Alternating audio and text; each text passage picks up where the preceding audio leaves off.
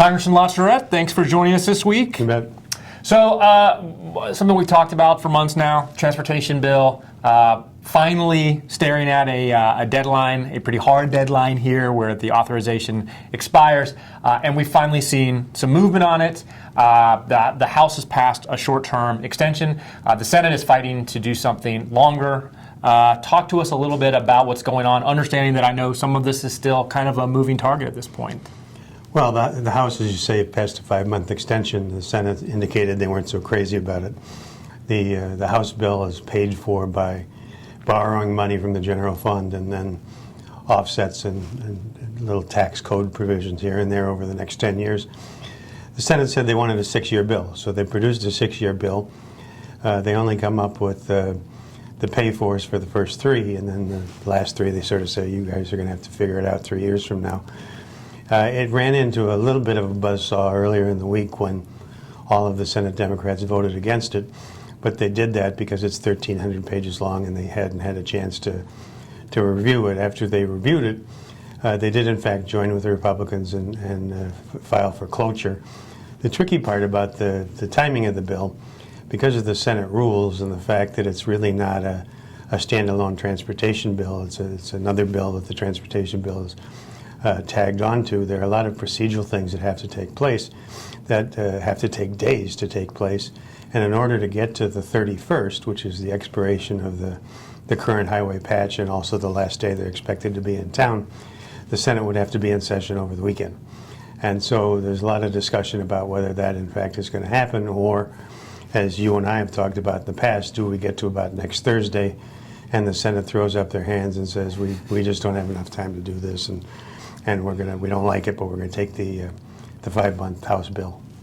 Well, what do you think about some of the amendments that have been out there? It's funny because this is a difficult enough bill to pass on its own, and now we've seen a kind of flurry of activity. We talked last week about Ted Cruz threatening to filibuster the bill over a provision to reauthorize the Export-Import Bank. Right. Now there's been a whole lot of talk about using this as a vehicle to defund Planned Parenthood after the couple of videos that have come out about Planned Parenthood over the last couple of days. Right. Do you think that any of these provisions are going to make it into the final bill? I know before you had said you thought that export-import probably would.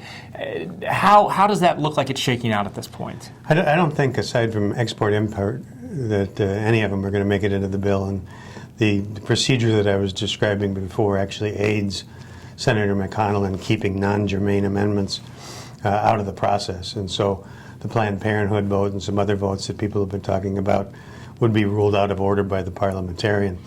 The Ex-Im Bank is, excuse me, non-germane as well, but the majority leader has the ability to insert that, and he's promised that vote to everybody. So, of all of the amendments that you are reading about, probably Export-Import Bank, there may be an attempt to do some things with other amendments, but they're not going to make it, and there's certainly no time to get it done.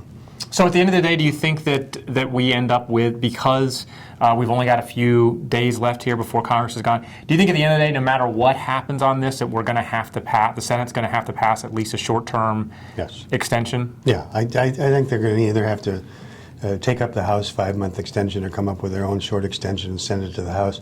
It's complicated by the fact that, this time of year, for instance, the House is not going to be around on Friday the 24th.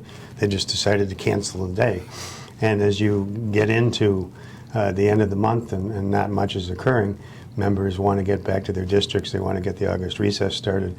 And it's not unusual for one body or the other just to leave town. And it seems like the House loves to do that to the Senate, too. Absolutely. They love to pass something and then get the heck out of town and say, guess what? Agree or you're screwed. That's right. Sure enough. So another big piece of legislation that's been talked about a lot, that we've finally seen some movement on, is a comprehensive energy bill. Talk to us a little bit about that and about what the future of that looks like.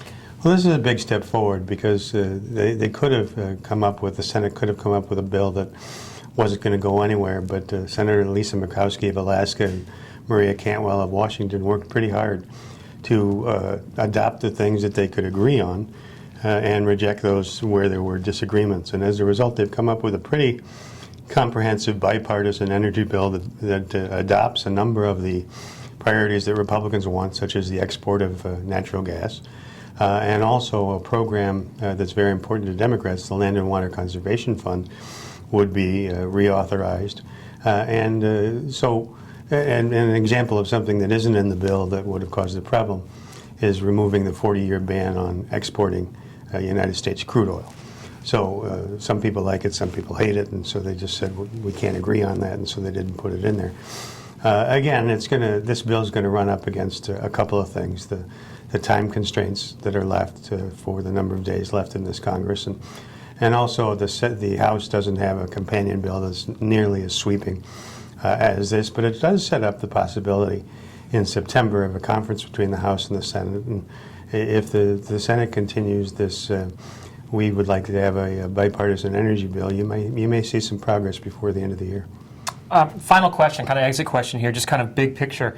We like to pay a lot of attention to things when they don't work out in Washington, when things are going poorly.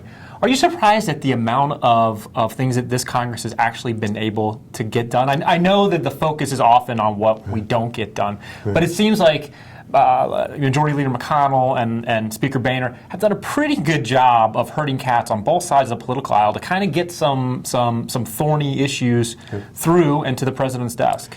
Yeah, I think that's right. This Congress started with low expectations, but as I talk to my former colleagues on the Hill and you say, well, how are things going? They say, you know what, we're actually governing a little bit more than people give us credit for. And you're right, what gets the attention are the things that don't work.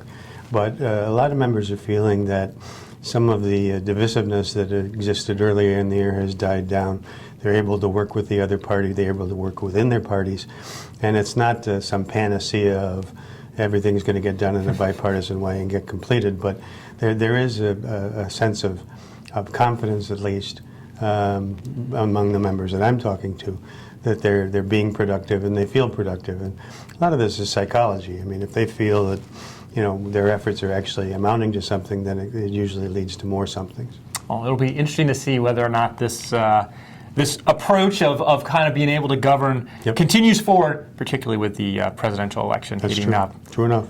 Thank you, Congressman LaTourette. We appreciate it. Good to see you.